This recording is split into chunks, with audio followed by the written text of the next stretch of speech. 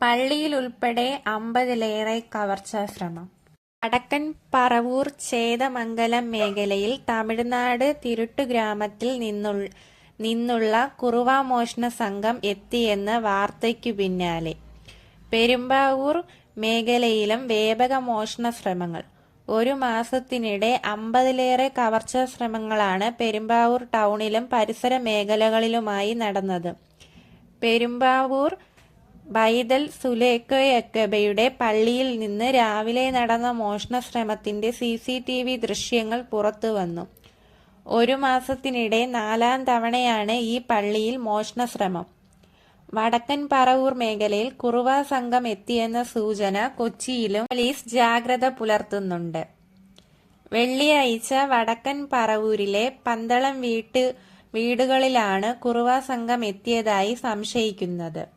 ഇത് കുറുവ സംഘമാണെന്നും വടക്കേക്കര പോലീസ് സ്ഥിരീകരിച്ചിട്ടില്ല. 2 കേസുകൾ രജിസ്റ്റർ ചെയ്തെങ്കിലും മോഷണ ശ്രമത്തിന് പിന്നിൽ കുറുവ സംഘമാണെന്ന് പറഞ്ഞിട്ടില്ല.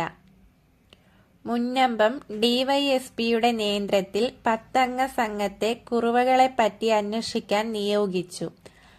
ആലപ്പുഴയിൽ നിന്ന് കുറുവ സംഘം എറണാകുളം ജില്ലയിലും എത്തി എന്നതിന്റെ പശ്ചാത്തലത്തിൽ റെയിൽവേ സ്റ്റേഷനുകളിലും ബസ് സ്റ്റാൻഡുകളിലുമൊക്കെ പോലീസ് ജാഗ്രത പുലർത്തുന്നുണ്ട്. ഇതിനിടെയാണ് പെരുമ്പാവൂർ മേഖലയിലെ വ്യാപക മോഷണങ്ങളെയും കുറിച്ചുള്ള വിവരങ്ങൾ പുറത്തുവരുന്നത്. ഇതര സംസ്ഥാന തൊഴിലാളികൾ തിങ്ങിപ്പാർക്കുന്ന സ്ഥലം കൂടിയാണ് ഇവിടം എന്നതിൽ മോഷണ ശ്രമങ്ങൾക്കു പിന്നിൽ ഇവരുടെ പങ്കും പോലീസ് അന്വേഷിക്കുന്നുണ്ട്. ബൈതൽ സുലൈഖയുടെ പള്ളിയിൽ 2 മോഷ്ടാക്കളാണ് എത്തിയത്. ഇവർ അകത്തേക്ക് കയറിയതും അലം മുഴങ്ങി.